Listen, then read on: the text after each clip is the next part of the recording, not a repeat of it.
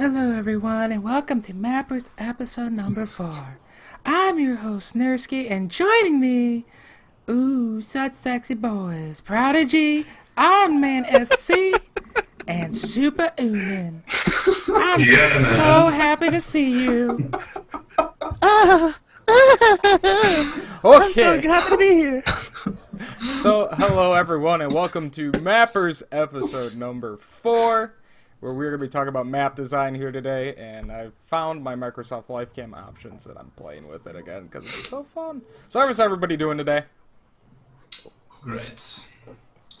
Yeah, pretty good. We got some great screen freezes going on here too, so Yeah, glad to see that. fair warning, between Twitch TV issues and like XSplit camera capture issues, there might be like some little goofy things going on the screen. Iron Man's cam and Super Ruben's cam's working pretty good, but Prodigy once again is in like semi freeze frame mode. It's not as bad as last week. We can at least see you, but it's not updating like it should be. So more stuff Seems to like try and work out. fine on my end, but I don't know what the problem is. It's fine on Shenanigans. all the other ends too, like my Google Plus and stuff. It looks great, but for whatever reason, on I don't know. I'm gonna try and quit Skype and see if that helps it, but we'll see. But anyways, guys, on this show we're gonna have some pretty great topics today, because we're gonna be going over something we actually haven't gotten to at all yet, which is gonna actually be getting really a little bit more deeper into the actual map design process. So, introducing our topics for today's show, we of course have the map design process, and today we're going to be talking about the initial conception stages of map design, and then we're going to be talking with these guys a little bit about the initial design phases. Then, of course, we'll have our Q&A towards the end of the show, so if you guys have any specific questions for myself or any of the other map designers on the show, or about our topics today, they don't have to be related to our topics. You can ask those questions at the end of the show, of course. So, guys, let's get into our first topic, which we're going to talk a little bit about initial conception of map design. Now, I'm going to actually bring up some pictures here onto the screen, kind of give people an idea what I'm talking about. I'm talking about like the base stages of map design, like paper and pencil drawings. Got a couple up on the screen that Iron Man sent me. I have no idea what this map would even be called, but it's just a random design. So a couple of examples of what I'm talking about. I mean, this is really the initial, like, oh, I have an idea. Let me maybe draw it on some pen and paper. Another one that Prodigy sent me was his inspiration was it for which map? Deception? Deception, yeah. Which was actually just an old Brood War map. And he wanted to kind of use that theming to create a whole new map for StarCraft 2. So that's kind of where some of the initial ideas come from. But I want to talk to these guys. What is your personal process to go through that initial conception? Like, if you're going to start somewhere, you want to design a new map, where do you start? Is it a pen and paper drawing? Is it pictures? What is it that gets you going in the first place to start a new map design? It's usually pen and paper. It's not like I just sit down and I'm like, okay, how do I come up with a new map? It's like, it just comes to me sometimes. Like, I'll be at work or, church or whatever, and it's like all of a sudden I'll think of like a 3 or 4 base layout in my head, and I'll be like, oh my gosh, I want to like draw that out, and then like save it so I don't forget about it, and then I'll try and apply it from there. Yeah, most of my ideas usually, I'll see something somewhere, I'll be looking at a map and be like, hey, that's kind of a cool idea. If I did this to it, maybe that would be a little bit better. Or, just a random idea will pop into my head, and then it usually comes down to me either putting it on paper or just taking it straight to the editor. It kind of depends on where I am.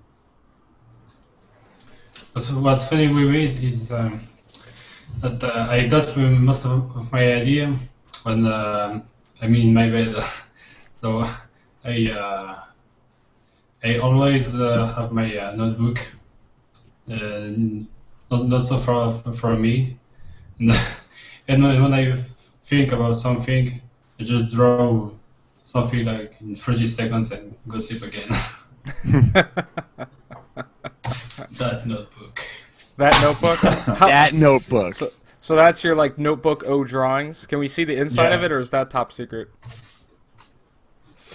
Hold it up for a second because I gotta refresh your camera so that people can actually potentially see what you have there. Now they can see it a little bit. No, don't turn the pages. Screenshot. Gotta get all the ideas.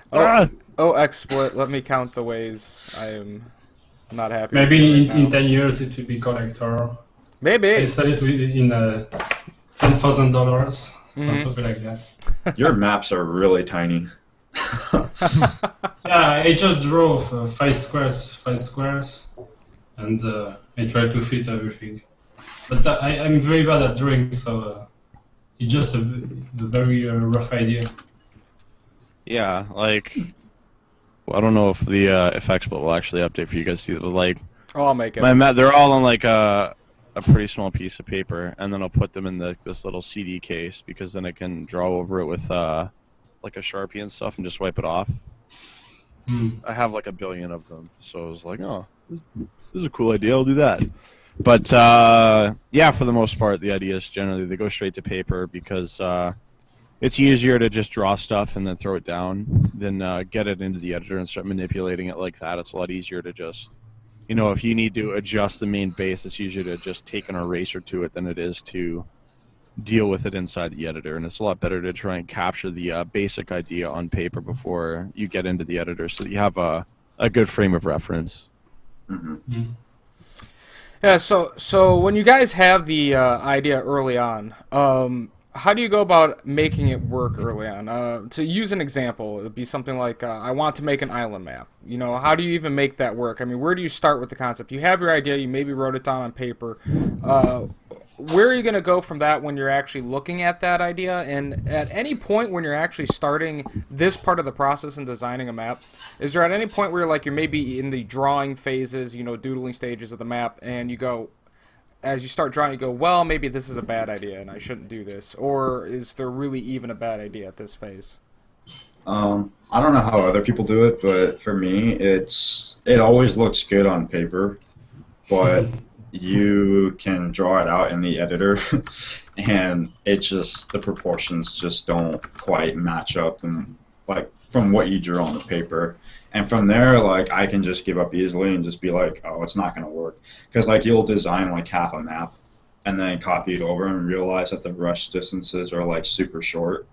Or something like that. And then I'll just, like, scrap it and just, like, not do anything until I come up with another idea. But sometimes I'll draw it out on paper and then I'll put it in the editor, and it may not be to scale, but it'll be like, like I see potential with this, and then I'll kind of adjust accordingly to the terrain and things like that, and see like, well, like, oh, you know what, this actually might work, and things like that. Or you'll design it and then you realize, oh, I have extra space over here. I might, you know, extend the terrain and add another base there or something like that. So it's just little adjustments like that. Yeah, the paper drawing is very much a starting point and nothing more, I think. Like Iron Man was saying, like, oftentimes I'll find that once I put it into the editor, the proportions aren't quite right, or the space is a little bit off or stuff like that. So it's like more often than not, the map as like a finished product will look completely different than the original sketch did, but the original sketch still captured the same concept that I had and helped me to get the process started. All right, I'm kind of curious for Superhuman, like with you, is like, what's your take on this part? How can I say it? When I make the map in the editor, I first see if there are some game-breaking issues, like very short distance, or yeah, it's mostly the distance, yeah. And the width of the areas, if it turns out to be too tight, I know or I try to enlarge the areas. And yeah, I'm French. I have a lovely accent. And then if the idea doesn't turn out like I intended, Uh-huh. I try to edit as much as possible, but otherwise I just put it away. Hmm.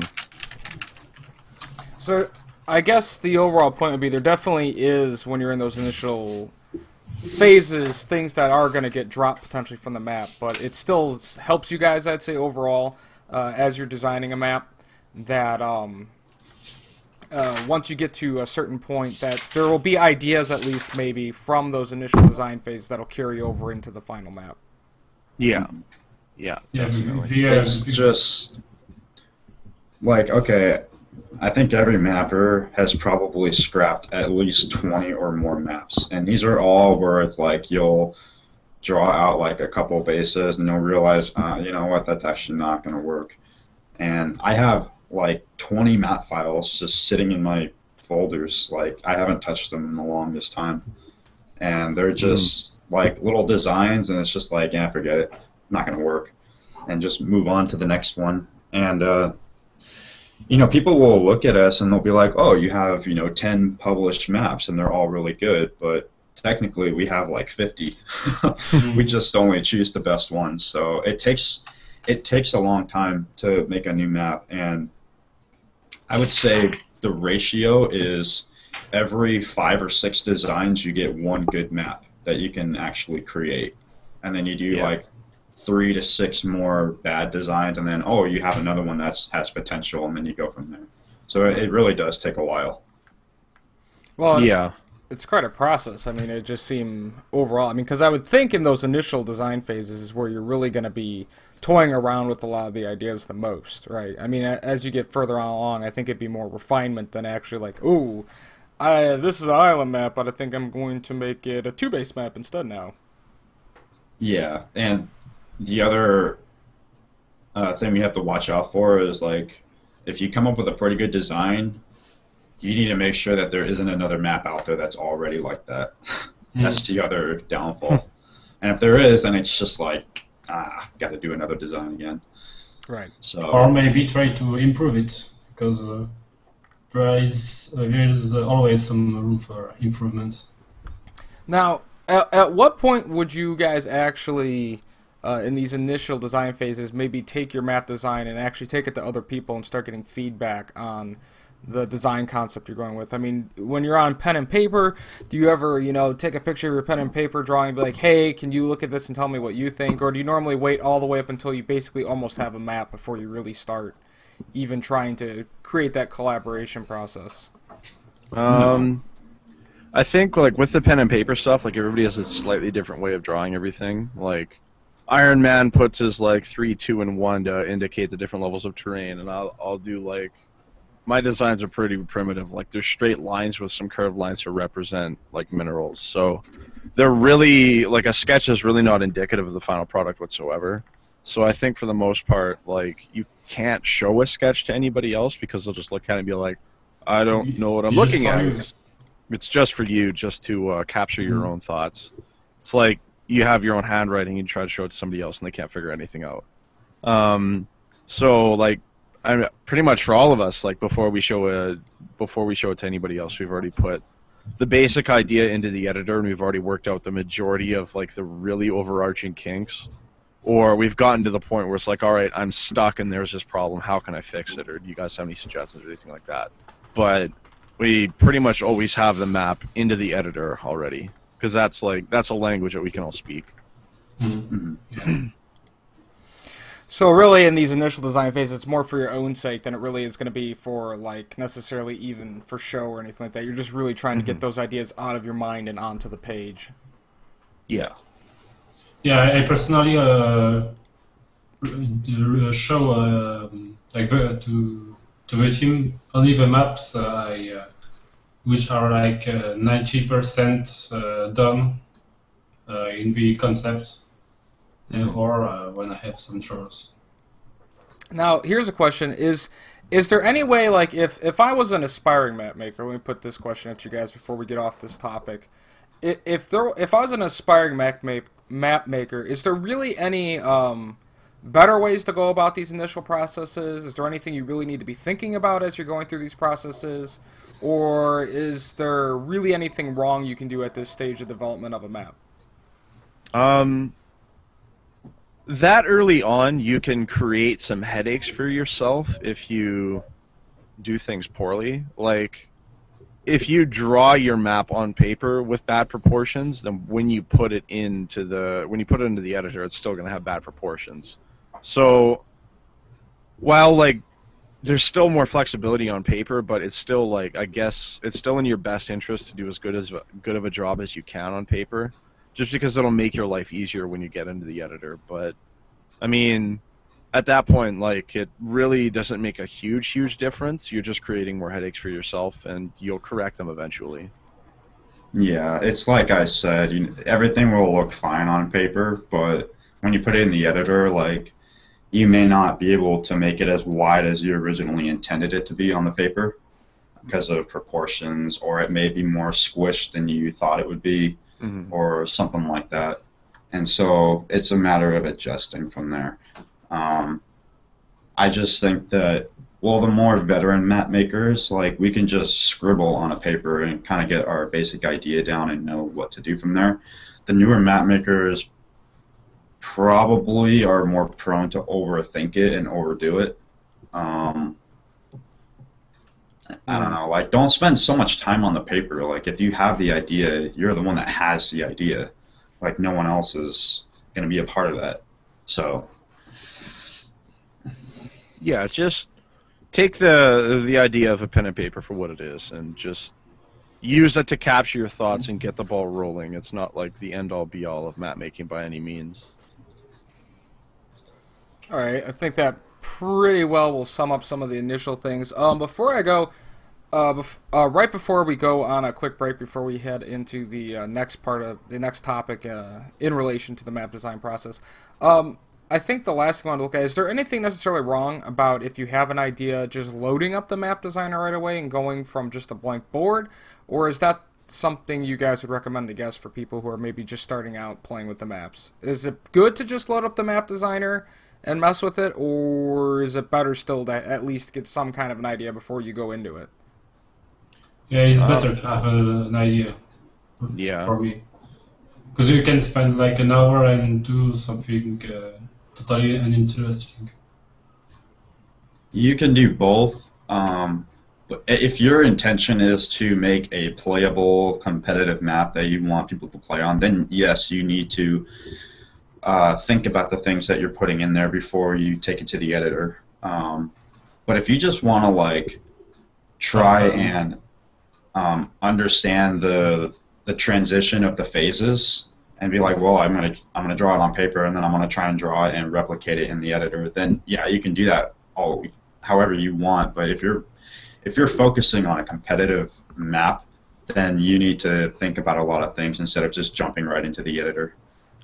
I mean, sometimes like when I draw a map and I think it looks good, like I'll notice something on it that doesn't quite seem like it would work in the editor, and then I'll start over on another piece of paper, and I'll keep doing that until it's like, okay, I kind of like got it down, and now I can actually go in and try and then adjust from there.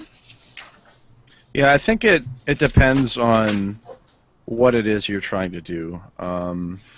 Like some of the times when I'm designing a map or coming up with something new, like if I'm just sitting here in front of my computer and like I've already kind of got like an image of the map in my mind, I don't really need to draw it on paper right then and there because I'm just going to be able to put it straight into the editor anyways. And like say some of the features that I want to incorporate are going to be like, they're going to be pretty tight, so I want to have like a really small expansion or something like that. Something that's kind of tricky to draw and that you really need the editor to fine tune, then I think it's like in situations like that, it's better to go straight into the editor, but for the most part, it's probably better to draw it on paper, especially if you're away from your computer and you just have like an idea pop up into your head or anything like that.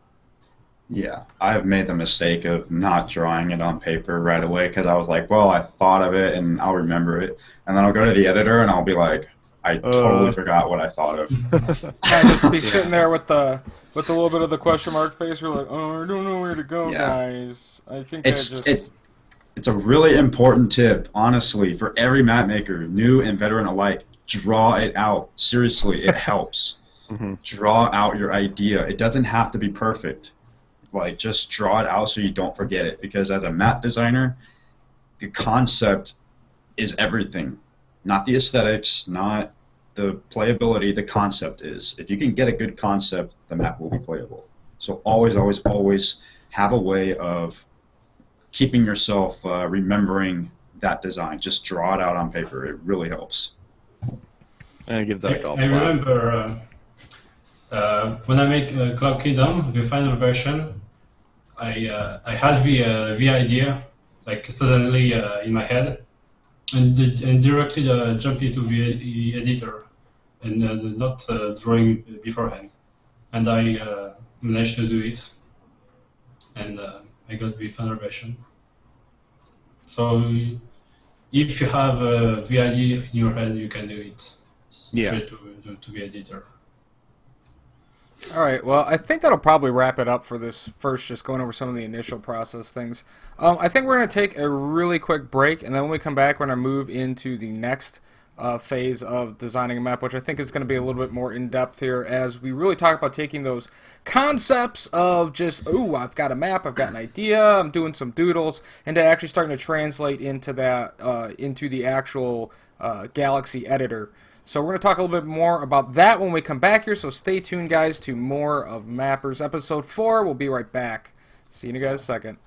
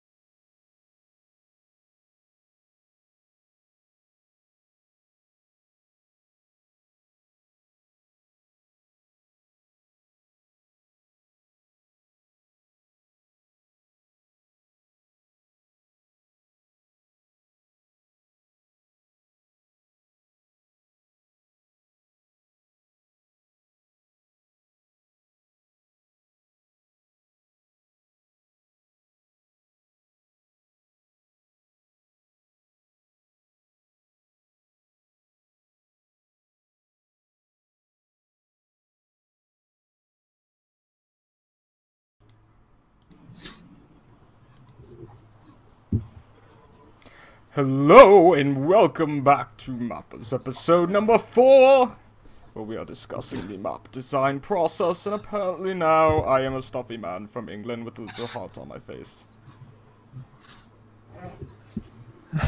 You have it.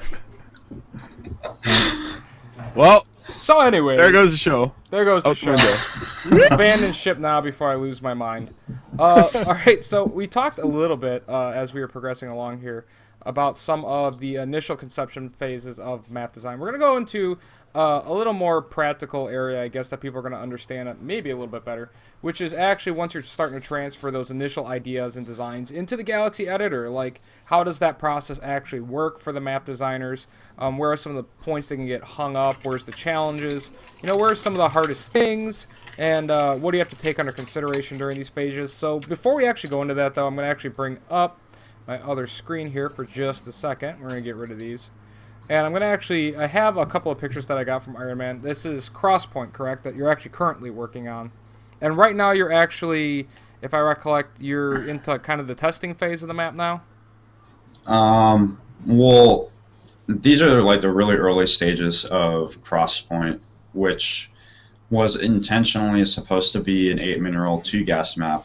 And then Baron made his little theory on the fewer resources per base, and so I ended up like not understanding this map's concept because it kept feeling like it was such a small map. So I was like, well, I think it's time that I'm going to stretch it out and change it into a larger, more Broodlord-like map. But up until then, it was a map that was constantly changing. It went through about like 15 different phases to get to where it is right now.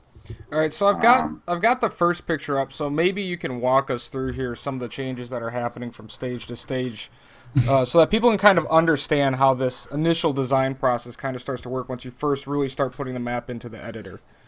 So I mean, I have the first stage up right now.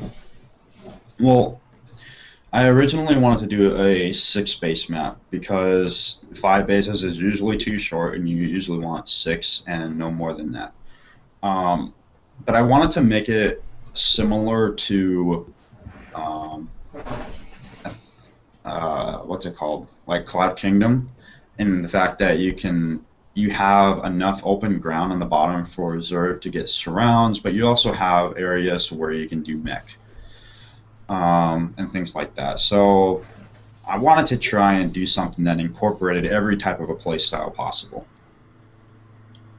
So that was the very beginning of it. All right, so now as we move from stage 1 into the stage 2 of the process here, you can see that there's actually quite a significant change in the map because you kind of had a multiple ramp structure from what I can see for some of these side bases, and it looks like a lot of that goes away. You see that the middle ground actually ends up getting connected together. You moved around some Zenlaga towers. So what's the difference, and any of you guys can feel free to jump in on this, between that first stage where you just get the map into the map editor, you kind of get it laid out, and go into that very next stage of iteration? I felt like the center in the very first stage, something just didn't quite feel right. It felt not only too open, but it was just boring. Like, it was like a Shattered Temple kind of a feel to it. It's just boring. So I wanted to do, and I wanted to do something a little more interesting. And Cloud Kingdom has such a cool concept that I just wanted to do something. I wanted to kind of incorporate that design a little bit into it. And so that's where I extended that long diagonal piece of land down the center of the map. And I didn't want to make it exactly like that, so I had to work around the ramps mostly and how to make it okay. But the problem was I had to put rocks on the center of the ramps because the rush distance for some reason felt way too short. So I had to constantly mess around with that. I went through about 5 different phases with that version of Crosspoint, trying to figure out like the center and the ramps and the rush distance and things like that. Now, would you say for this phase of the map design, would you say drastic changes like this is common for you guys? Where even just from this first iteration into the second iteration, you see such a drastic change in how your map is starting to be laid out? Is this something that's really common for you guys? Or for some of you guys, is this something that's more gradual? Or, you know, I mean, basically I'm just asking is it normal for you guys to maybe have an idea and then have the map change extremely drastically between different iterations? I think it's pretty normal to see the maps evolve quite drastically. I mean, the editor is a tool where you can do like pretty much whatever you want. So you can get away with like pretty much anything. I mean, if you really don't feel like your concept is working, or there's you tweak one thing, and then after you finish that tweak, you go like, all right, well now that changes that little feature, so maybe I'm going to change that, and it kind of snowballs, and eventually, like when you compare the start and the finish of a map, they look completely different. It kind of just evolves halfway, like as it goes. So I think it's pretty common to see a map look like completely different than it did when it first started. You might think that it's pretty simple, like, oh, well, I need to change that little area, and then you change it, and it looks good, but everything around that area suddenly doesn't seem right, so you have to change that as well. So it's not just fixing one little thing. You basically have to change, like at least a quarter of the map with it. Yeah. To kind of help, I don't know how to word it, but just to kind of make it work more, and then you have to copy that. And then, you know, all these phases and stuff that we go through, this is all feedback from map makers. All the changes that we do and all the phases that we present, these are all done because we've gotten feedback from other map makers. So this isn't just us. So I think it'd be safe to say that once you have the initial map design actually into the Galaxy editor, where you kind of have the bases laid out and you have maybe your initial just, you know, it's obviously, I mean, looking at it, it's a pretty blank slate as far as textures and stuff go. It's just a big desert, essentially, with some bases on it. So this would definitely say, as you're going through these processes, I'm actually bring up to stage 3 of it now, where you start to see it change a little bit. And you have a little some cloud stuff going on the outside. There's a little bit of foliage on it. Of course, destructible rocks were on it in one of these phases, because you got to make Dustin happy. But as you're moving through these different stages, so this is definitely for you guys where the real collaboration aspect of the map design process really starts to kick in. You get your base idea in the Galaxy editor, and that's where you're going to really start talking to people about what do you think of this idea so far. Yeah. Now we look at the map. I realized that my maps don't change that much in the when I do edits, because I have generally one very precise idea, and if I can do it, I just put it away. I don't try to make it work by all means. Like, So you're a little more stubborn with your ideas once you start to design them. It's kind of what you're saying. yeah, because, or is it just because you're super human and you don't make mistakes? Afterwards, I feel that it's too far away from the original idea. Mm-hmm. Yeah. Mm-hmm. Yeah, you know what? Honestly, like sometimes you don't need to do drastic changes. Like sometimes you can just nail it, like almost perfectly on the first or second try. But other times it's like a whole map design can change because of watchtower placements. Yeah. And in Crosspoint on that version 3, where it kind of looked like a snake going down the center. Yeah. I made it like that because I didn't like that long stretch of land going diagonal. It looked kind of awkward, and it just felt out of place. And so I cut that off, and then I was stuck with version 3. And then from there, I had 2 problems. One was the watchtowers. They were way, way too powerful, and they felt always like they were in the wrong place because they cover up every path, and they're next to high ground, and anyone who is up on the high ground in that narrow choke in the center is going to control them. And then the fourths in the bottom left and the top right were extremely awkward, and I spent a long time trying to figure out how to get the fourths to work because they were too close to the third, and I didn't want to make it too close to the opponent's fifth. So I had to figure out, like, how do I design this? And then all, like, the next 10 designs were revolved around how to make the fourth work. So... Yeah, I'm actually moving the fourth stage, and I'm going to show the fifth stage right away of the map as well, so that people can kind of see how that process went about. And once you get to stage 5, it's a pretty drastic switch over, because now you're more back to that diagonal design. And this is kind of the stage right before I think you texture mapped it, because it doesn't look like it changes too much from here. Well, So, on stage 3, Uh-huh. it was at that point that I realized, you know what, I want to make this more about high ground control and map positioning and map control and things like that. And then that's when I moved into stage 4, which looks like a big H going through the center. right. And that's when I was like, well, this actually looks pretty good. And the watchtower still felt a little strong, and the forts were still the same. And for some reason, people or other map makers, they were like, well, this kind of takes away the emphasis of high ground map control because there's just too much high ground now. And so from there, like, I actually gave my map file to other map makers on ESV, and they would, apply some changes and things like that. Like, it just got so ridiculous for me to a point where it's like I have to have help from other people because for some reason this concept was too original.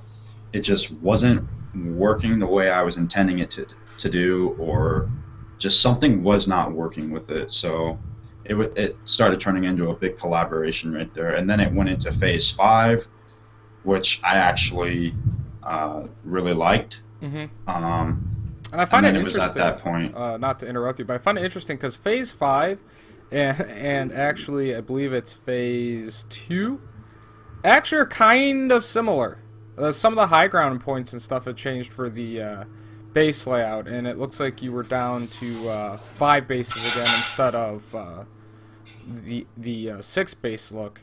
But they're actually, I'd say, of all these, 2 of the most similar iterations of the map, which I find interesting that by the time you got done, you were down 1 base, which wasn't your original necessarily concept, but you were down 1 base and you were kind of back to something that had actually disappeared quite a while ago.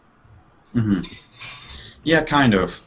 Time Twister from ESV actually came up with that concept. I was at the point where I was like, I give up with this concept. Like, I just want to scrap it. And he's like, no, let me put my idea in it. So I gave him the file, and then he churned that out. And I was like, you know what? I actually like that. I like that a lot. And I started texturing it and things like that and going from there. And then that's when I realized I should just change this into a fewer resource per base map. And at that point, that's when I took the map and I stretched it vertically. And then I made Crosspoint the way that it is right now for FRB. Which is, And I believe, that's the how stage 6 version of the map, right? yeah. Okay. And I stretched it out vertically so it's longer, and I just adjusted things to there and added a couple more bases. And that's what it turned into, and I thought, that's it. That's the map. And I do have also your two gas 8 mineral version that has the bases that look like they're towards the middle, that high ground area. In here as well, where it's been adjusted a little bit more. You've drastically changed the textures on it from the free resource or fewer resource based map. You got a lot of dirt and grass and trees and stuff going on it now. But I guess the next question I'd have is, when you're going through this process, these different stages initially, when you're going through these initial design phases, you're really just toying with your ideas and stuff. Is there any point at which, with any maps that you guys hit, or even personally, if this has happened to you, where you get to a certain point with this initial design phase with the Galaxy Editor, and you go, I really like this idea, I've been trying to make it work, I've even given it to other people, but this idea is just bad, and I've got to abandon it, because there's just no way I'm going to be able to make this work. Does that ever happen to you guys? And if you get to those points, like you were talking about Time Twister, what are some of the ways that you guys can overcome those points where you're really just ready to throw the map in the garbage? You've decided that you had maybe a decent idea, but it's just not going to work. I think everybody's ran into that at one point or another. I mean, like Iron Man was saying, like there's a point where you just got frustrated and you can't. There's no end in sight. So maybe it's just time to move on. But I mean, oftentimes, like I said in previous episodes, like a lot of the maps will still have like a good concept, and maybe the execution isn't so good. So, like I said last time, like the concept for Scrap Station is actually really cool, but it's very, very poorly executed. Right. So, just because like you have your concept and when you put it into the editor, it didn't quite work out, and then like you've made a bunch of tweaks and it still isn't quite working, does not completely imply that like it's just broken right from the get-go. Maybe your concept needs like some slight fixes, some slight tweaks in order to make it actually work properly. So you want to have, like, say you want to have your Scrap Station map with the really short rush distance, but it's blocked by rocks. Well, maybe instead of 2 rocks, you need 3 to make the timings work a little bit better. You know, just little things like that, and then properly executing the map as far as design is concerned after the fact. Especially where like having the extra map makers to help you out becomes incredibly useful. And I mean, even if you have to scrap the current version of the map and just basically start it over from scratch, can definitely help you out. So, I mean, I think it's rare to see that like a concept is just like completely flawed right from the get-go. It definitely does happen, but more often than not, I think a lot of effort goes into trying to rescue them or improve them or change them in some way to make it work out. Yeah, you know, there's a reason why TPW and ESV just absolutely school every map in map contests and map of the month. It's because of collaboration. You know, you put more minds into one map and you just turn out better maps. That's just the way it is. Mm-hmm. There are some things that I see other map makers do that I just never would have thought of. And it's like, you just take that, and then you take that, and you do that, and you put it all together, and it creates a much more amazing map than you probably ever could have made without them. So it's just really important that you get on a team. You work with other map makers. Like, don't go solo. Like, seriously. And that's why Crosspoint went through so many different changes, more changes than I would have personally intended, because I had the help of ESV members constantly putting their ideas into it, and it was like, oh, that can actually work. So you definitely say as a suggestion to budding map makers, maybe they've, you know, created a map or two that they've thrown up the ladder. Maybe they've gotten interest, maybe they haven't. That they should definitely try to look to work with people, even if they can't get on ESV or TPW or one of these map design teams. At least try and find some people, maybe be it the TL map design forums or whatever, to bounce your ideas off of, so you can really try and improve them. And I guess more importantly, not only be willing to go find people, but be willing to actually take their criticism in a positive way. Yeah, it's very important. Yeah, I think if you think that their criticism is bad, or because you're better or something like that, will just handicap you. Yeah, you definitely have to be able to take criticism at face value. So if somebody says, like, this is a great map, that's good, and it's like, all right, you've done something impressive. But, you know, if a lot of people are coming to you and saying, well, I think the rush distance is too small, the rush isn't too small, they're not saying that you're a bad map maker and that you have no idea what you're doing. They're saying the rush distance is too small and you should fix it. Right. It's really as simple as that. I mean, you obviously have to be able to take that with a bit of a grain of salt. I mean, if the idea of the map is to have a small rush distance, then so long as it plays out balanced, then that's not necessarily a bad thing. But, you know, if you go out and say, well, my concept here is to have a macro map, and then you have a steps of war rush distance, then maybe you didn't quite do something quite properly. So right. You need to be able to take it for what it is, and not get offended or irritated or what have you when it comes to getting feedback. And I mean, there's definitely going to be the people out there who'd be like, oh my god, you can put a siege tank on this cliff and then you can control this area, and that makes the map Terran favorite, so your map sucks, bye. And then, like, it'll happen. Show. Like, I'm sure if you go and read like people's opinion on Cloud King, it's like it's Terran favorite because you can put tanks on the metal, and that's not fair. Oh my mean, god. That's not necessarily true, but I mean, as a map maker, like you still have to be able to look at that and be like, okay, well, maybe this guy is just frustrated because he lost a few games, or maybe this guy doesn't quite get how he should be running the map. But for the Which most you even hear part, about game balance discussions. Anytime anybody gets into game balance discussions, my race is broken because is like one of the most common discussions. Yeah. And I actually was about at the point of going on a rant on this on some people this week because of people who I was talking to, and I talked to a lot of people, and I mean, I understand why people get frustrated and they complain about balance, but at the same time, like you hear enough like, oh, this is broken, I can't do this, it's not fair to me if I can't win at least like all the time. It doesn't work. It's kind of like that April Fool's joke that Blizzard did last year where they said that they fixed an issue where Terran were losing games. yeah, Because at the time there was a lot of Terran players complaining anytime they lost anything and about every single nerf that they received. Because, I mean, at game release, Terran was, I think, by far one of the strongest races, and it's gotten probably the most nerfs.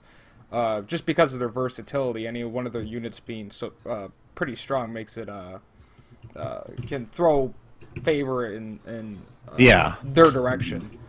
But I mean, you've seen a lot of changes, and I think what you're kind of saying is sort of this similar concept where it's like, yeah, you're going to get at least a couple people who come out and say this map is broken because, and it's normally with the asterisks of, well, I lost the game on it 2 times, and now I think it's a bad map. yeah. It's definitely going to happen, and like I said, you have to be able to take it with a grain of salt. But when I say that, I don't mean like just ignore every time somebody tells you that like a map sucks because Terran can put tanks on it. Like, if a bajillion people come at you and say this map is bad because you can put tanks on the cliff, then maybe that is indicative of a problem. There's a trend there, and you should investigate it. So, Yeah. I mean, go ahead. you have to be able to recognize it for what it is. I mean, like, one bronze player coming at you and being like, I lost to Marines on this map, it sucks, then, you know, maybe you want to ignore that. But 1,000 people coming to you and going, I lost to siege tanks on the cliff in my natural, then maybe it's time for you to go, well, maybe I shouldn't put a cliff in the natural. Just as an example. And certain gameplay, certain things in gameplay can result in bigger or smaller changes in your concept. Like if someone is saying something about tanks being really good on a cliff, all you have to do is like just remove a cliff. But if someone says a rush distance is too short, now you have to like stretch out the map, or it can be as simple as putting rocks on a certain part of the ramp. Mm-hmm. So I guess the moral of the story, it's like it's what these guys are saying. You know, you have to take criticism seriously and as a grain of salt because it can vary on what you have to change. Yeah. Yeah. So if you've got like 10 people well, I don't know about 10, but if you've got some people who are the map designers, people who have been playtesting the map, they're coming to you saying, oh, tanks on this cliff are a particular problem. That's something you might want to actually go back and look at and see if you can figure out what the problem might be and address it. Versus when you have the guy who comes in, he's like, alrighty, listen to me, partner. I played on this map here, and I lost. So I'm going to just sit this down and, you know, tell you to you straight. Is, you know, when I'm out on the pigs and the farming and the cows, you know, I don't got the time to be figuring out your fancy, you know, city boy maps. You got to make it simpler for me. You know, that might not be the guy who you're going to listen to. Yeah. That's the type of guy where you maybe should take it with a grain of salt and move on, versus the, you know, the people coming to you and giving you an actual, like, intelligent discussion saying, hey, you know, I noticed this, a couple buddies of mine noticed this, this other map designer noticed this. That's where you got to go, oh, light bulb, and go back and be like, I might want to futz with this a little bit. Yeah, definitely. Exactly. I guess before we go ahead and go on another break, before we're going to end up going into Q&A, before we actually go to that break, Iron Man's going to have to go, so I'm going to let him do his little shout-outs and closing, so I'll let you do that now, since you got to get out of here. Yeah, sorry. I wish I could stay, but I gotta run. Kind of an emergency, actually. But yeah, just a shout out to the team. We're having a couple projects underway right now, so we're looking forward to getting all that stuff done. Um, yeah, that's about it. So good luck, guys. Thanks. All right. Well, we will see him later on. Of course, next week he shall be back. I'll just put this little rabbit on the computer over his screen for now. So we'll just drop that down in there. So we're gonna go on a quick break, guys. But when we come back, we're gonna move into Q&A, and I'm gonna fix my cameras as well, because of course they always get screwed up whenever somebody ends up leaving. Just as such is the fun of doing a live showcast. But one thing I want to notice is Twitch TV is having some major issues before we go on break here with all of the chats right now. I don't know why it is, but I've been hearing it all day that people have been having a lot of issues with Twitch TV chats. If you're having an issue with the chats and you still want to ask a question for us, guys, just go ahead and feel free to send them to the Twitters listed on here. Send them to my Twitter, Prodigy. Superhuman's going to be staying with us here for Q&A. So feel free to send your questions to those Twitters. I'm just going to get the webcams fixed up a little bit before we end up going to our break here. So I'm going to get Superhuman back on the screen here. And I did fix the webcams. I actually, interestingly enough, I figured out it was wrong. Apparently I have to check the captured layer window option to actually get the webcams to refresh properly. No. Well, there you go. It was a fixable option, so I got the webcams fixed, so hopefully we shouldn't have any more problems with that in future shows. But alright guys, we're going to go for a really quick break. If you have questions, post them in chat if you can get into the chat. If you can't get to the chat, you can send them to my Twitter. You can send them to Prodigy's Twitter, or tweet at all of us. Of course, our Twitters are listed on the screen right in front of us. They'll be listed on the screen on break. So I'm going to give you guys a couple of minutes here to go ahead and either tweet questions at us, or if you can get into the chat, to post questions into the chat. And then hopefully, God willing, we can do some Q&A here when we come back. So stay tuned, guys. We'll be right back in just a minute.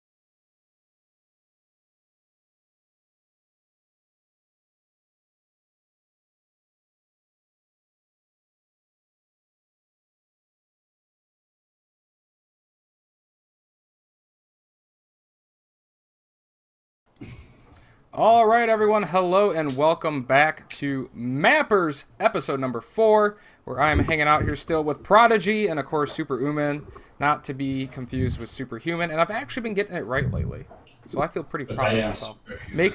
It makes me happy. So, anyways, so we're gonna be going into our Q&A. I got a couple of questions, some that were asked earlier in the show before chat started freaking out on us. So rather than messing too much with Twitter, although if I do see any questions pop up on Twitter, I'll try and get them included as well. But at bare minimum, I do have a couple of questions that were asked earlier on, so we're going to go ahead and address those. So we had, it looks like Nasty Buck wrote, when you start a map, do you make a frame or do you do the details of the map from the beginning? I'm trying to exactly grasp what he was trying to ask you guys there. So, I think he's trying to ask like where do you start? So if you start like in the corners and work your way out, or if you start with like the middle or something like that. I guess details being like features, so like some Xel'Naga towers and stuff like that. It's worded kind of ambiguously, but assuming that I know what it is he's trying to say here, I personally tend to start with the main bases, just because like that's a good place to start, so that you get the main and the natural, so that they're kind of in the right spot, they have the right proportions, etc.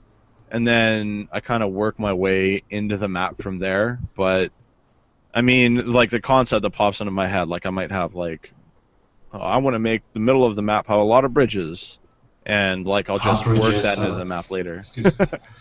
Is there, I guess, going off of this framing question, is there a particular map size that you guys trying to work with? Because I know when you first load up the Galaxy map editor, because I've played with it some, even though I haven't actually created any maps specifically for SC2, largely just because I haven't had the time to perfectly learn the Galaxy editor. But is there a particular map size you guys generally start with, or is it one of those deals where you're like, well, I kind of want to make this size map, so I'm going to start with this one, and then the next time you go to a different one? Or is there more like just a couple of them that you guys tend to use all the time? I think map size is like you kind of think your concept, and then you just like pick a map size that you think might work best for it. And So, then you like, have I to don't- adapt. Yeah, and then you adapt. So if you need to make the map a little bit bigger, you make it a little bit bigger. If you need to make it a little bit smaller, you make it a little bit smaller. But like if I want to make a 4-player map, then I know that like if it's less than 136 by 136, I'm probably gonna have problems. And if I make it bigger than 170 by 170, it's probably gonna be way too big. So like I just start somewhere in there, depending on like what kind of ideas I have. So maybe 136 by 136 is actually a little bit too small, and I want to make it a little bit bigger. So I mean, you can mess with the bounds in the editor once you've actually started already building everything, and you, like Superman said, you just adapt as you need. All right, we got another question here that is actually from GNL a punk. GLN a punk. He said, do you try to play the map in a real game before doing the fancy stuff? I'm assuming by fancy stuff, he's The referring aesthetics. to a lot of the aesthetic options on the map and such forth. So do you guys tend to play out, test a lot of games on the maps before you start really even bothering to add the aesthetics? I'd assume you would. Yeah, a lot. Yeah, you don't want to add aesthetics until you have like pretty much the map down, because if you make any significant changes to the terrain, then Yes, your redo the aesthetics, aesthetics. you have to redo the aesthetics right from the get-go. You can't copy and paste and rotate your textures or anything like that, because they won't line up properly. So if you like trace out the side of a brick and then you rotate that texture, what you've traced out no longer lines up, or your doodads aren't in the right spot, etc., etc., etc. So whatever you do, if you make any huge terrain manipulations afterwards, you have to completely restart. And aesthetics can be one of the most time-consuming parts, aside from testing. So, like, if you spend 40 hours on your textures and all your doodads and stuff, which I've done before on a map that was an interesting idea, to say the least. But and then you go and you have to make any significant terrain changes, then all of that work has basically gone down the drain. You have to do it again. So It's a big waste of time. yeah, big waste of time. So, have you guys ever found, though, that once you get to, because I'm kind of curious now, have you guys ever found that once you get to the fancier stuff, the aesthetics, where you're adding doodads, you're adding trees, and, I don't know, waterfalls like you see on Dual Sight that are kind of annoying, because apparently they're the loudest thing in the game. But I've casted many a game on Dual Sight, and that waterfall graphic drives me nuts. But have you ever, when you're adding those doodads and some of the fancier things to the map, have you ever found that there's definitely times where maybe you had a map, you tested it all out, it became really balanced, and then when you start adding trees and stuff on it and line of sight blockers and stuff like that, that you actually have had to go back and revisit your base design of the map? Like actually, like maybe I don't know if you save them. I'm assuming you do in different iterations when you're designing the maps. But like will you go ahead and add all these graphics? Have you ever found that those fancier items can actually throw off your balance on the maps, and then you got to rethink even where your aesthetic placements are and such forth? No, No, they don't. Balance and aesthetics are mutually exclusive. So, like, I can make Metalopolis look completely different, and it'll still play the exact same. I mean, there might be some psychological differences that will take place within the player, like within the player's mind, but like from a completely superficial standpoint, aesthetics don't actually really do anything to the gameplay. Like, in theory, the map should play the same looking completely bare as it will, like, with textures on it. Obviously, it's more enjoyable for it to look a little bit more colorful, be it maybe, you know, like some bases are a little more distinguishable and stuff like that, but they're effectively mutually exclusive. So I guess the key would be so long as you don't create a forest somewhere on the map, you'll be okay. I want to add one thing. There are some doodads like the tall coral buildings, which can hide stuff behind them. Right. So that was more where I was going with that question. at the end, this kind of aesthetics can have some impact on the gameplay. Like I remember, I made the map Humanville with OCD. Yeah. I had to shrink the buildings, otherwise the players wouldn't see what's behind them.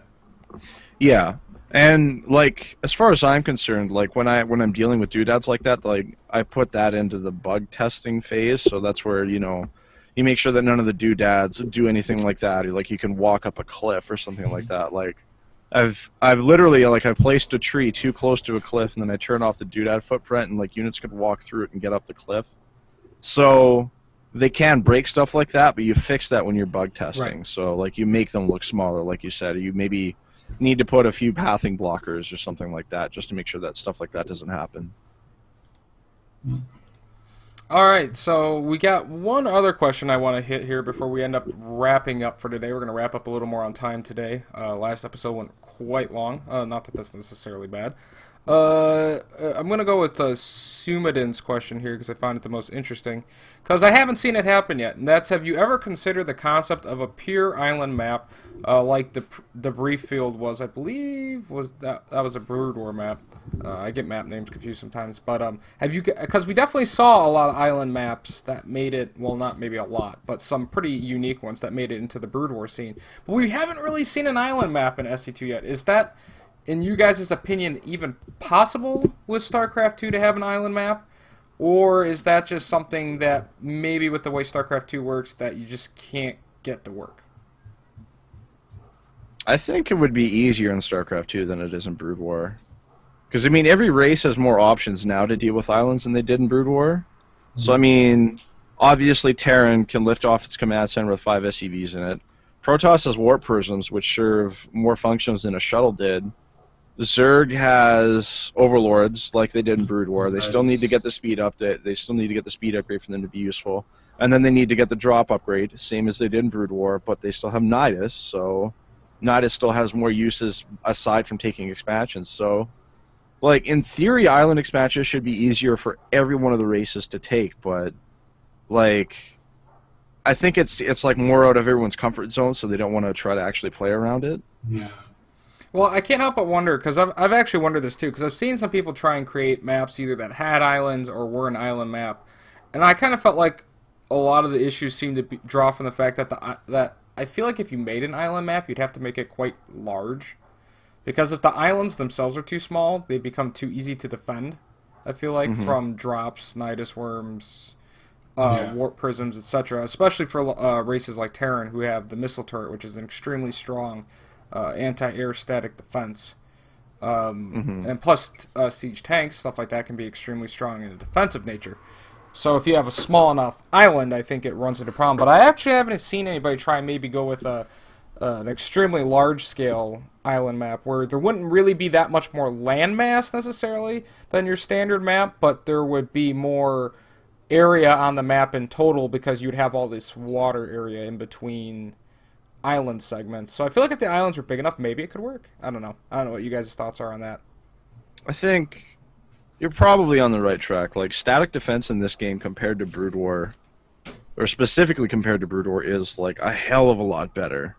So, like, photon cannons in this game can kill everything, and like turrets are amazing. You can move spine crawlers and spore crawlers around, and just overall, like, static defense in this game is a lot stronger. So I think, like, in order to make islands work, they need to be relatively hard to defend. Obviously, not impossible, but I mean, I think a lot of map makers are still reluctant to experiment with them too heavily simply because, like, the majority of the community just isn't interested in them.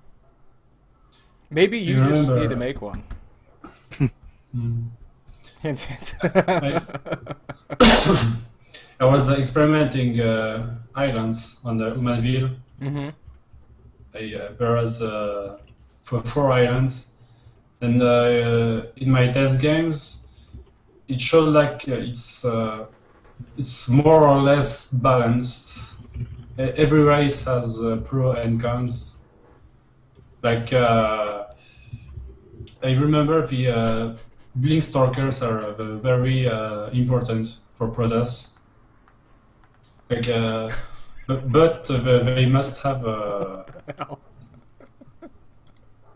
Keep going. I'll let the audience know in a second. Keep going. Like the islands must have the blink stalkers must have enough range to blink out the island, and because this would make the defense easier for Protoss. And Terrans have Fortress plus turrets, which can be very powerful. Yeah. But it's very hard for them to defend with their army, because they must drop or bring air units. And Protoss can warp in, Zerg can teleport with Nidus, and they can defend very quickly. Yeah, I think, like, there's still a lot of exploration that needs to get done with islands, but, like, I think one of the reasons why map makers are so reluctant to create islands is because, like I said, everybody's, they don't really, the community as a whole is not very interested in it, and, like, I've already made the best island map anybody could ever Actually, I have it up on the screen right now. Oh, yeah. It has the Fee guy on it, too. Right so, I don't know why anybody would bother making an island map, because it would never be as good as that. So, what was the name of this map? It's called Prodigy's Labyrinth of Wonders. Prodigy's Labyrinth of Wonders. Yeah. So what's with the second picture? It's like problem, LOL spawn. Oh my god, imba. Oh, it's an explanation of the map features. Oh my god. So, like, where it says, like, there's money down there, if you rotate your camera and you right-click on, like, a 1-pixel spot, you can blow up destructible rocks and then land a command center down there. And then, like, literally, there's, like, 1 billion gold minerals. But you have to, like, rotate your camera and zoom it in to be able to click on them. Like, it's down, like, this it's a technical map. Yeah, literally. Oh, dear God. That's a crazy map, to say the least. So, Yeah. While that may not be the answer to the island maps, I think we can all agree that maybe it's possible for a good island map to eventually come out. It's just going to be a matter of the map makers actually feeling comfortable enough to maybe design one. So I would like to see, though, maybe out of some of the guys who are here, somebody to create an island map because I think it's doable if the islands are large enough. You gotta make the islands assaultable. He can't just spam turrets and be safe everywhere, because otherwise that'd be a problem. Especially since Terran can float command centers around the map, and I think of all the races, probably have the second easiest access to dropships. Protoss warp prisms, if you go straight to Robo, are maybe the quickest, but I'm not sure which one's quicker between the going 111 to Starport or going essentially what's kind of like 111 to Robo. Oh, going 111, like going straight to Robo and then like skipping an observer to get like a really fast warp prism is like a great way to get killed by Cloak Banshee. So yeah, so I'm not sure. But I still think like Terran, because of how ambiguous Terran can be with his builds, I think Terran's probably has the fastest way to get to drops. So that would probably test the viability of islands the most, is if the current game balance would really allow you to have it be fair. I guess would be the biggest factor on it.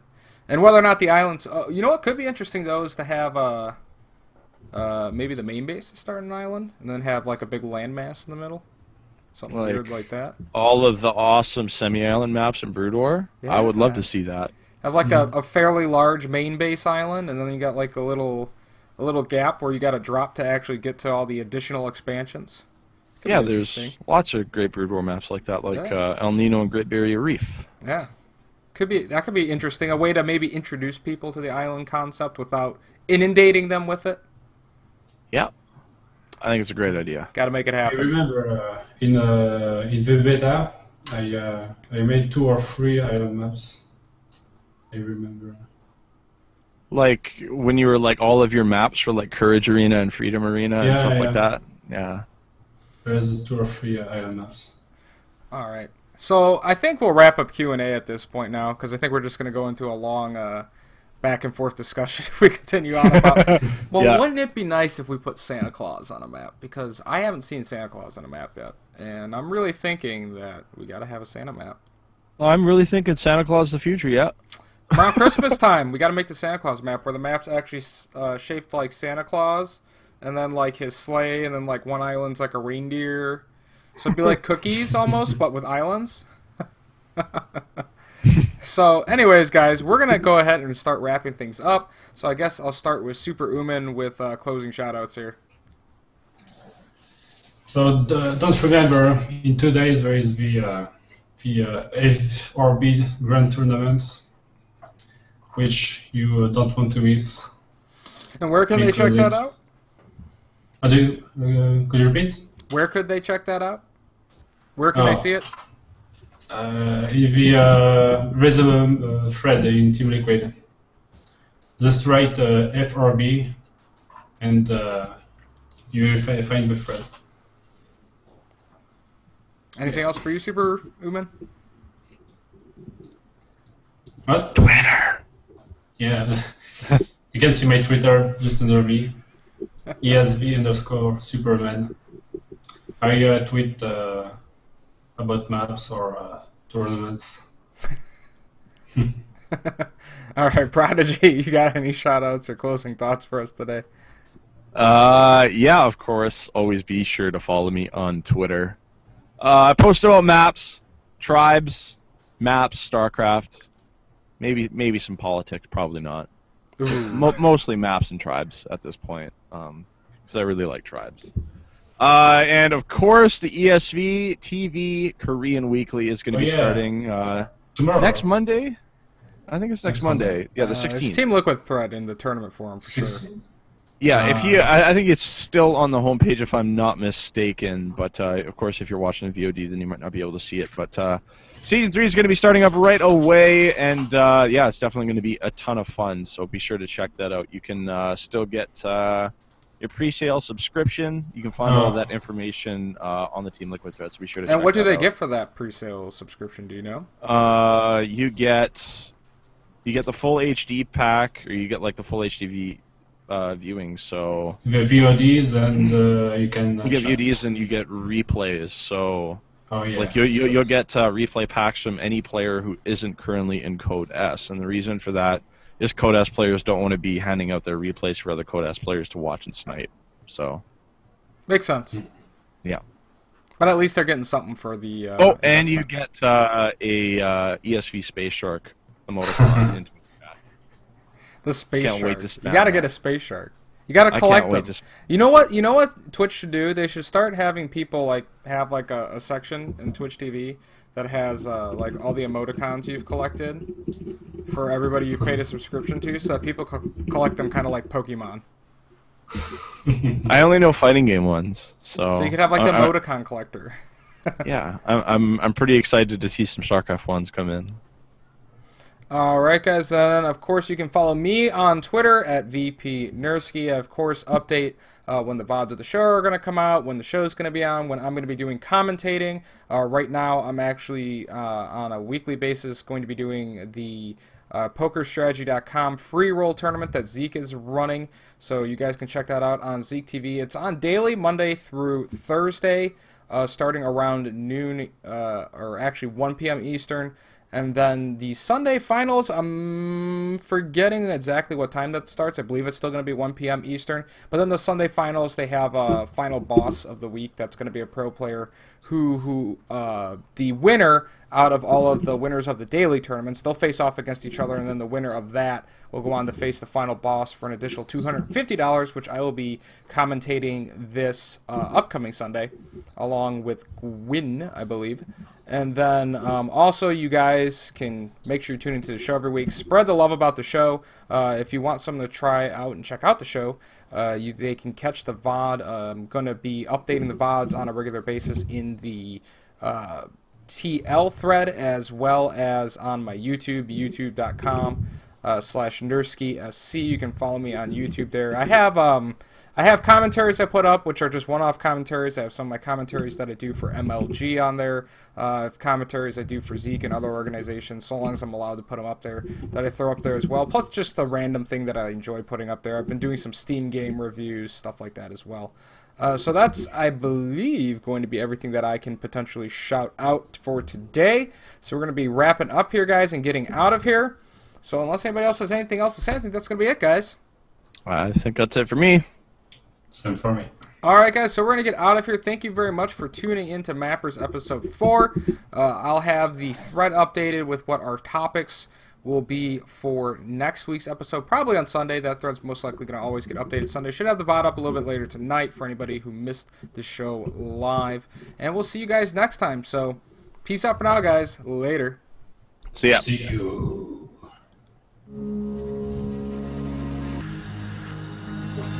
So whose turn is it to be on now? Mine? We can't see you in the Google chat, though. You can't see me. What do you need to see me for? Well, how are we going to know you're yawning? You have to be able to see the yawn to start the chain. I don't know. I want you.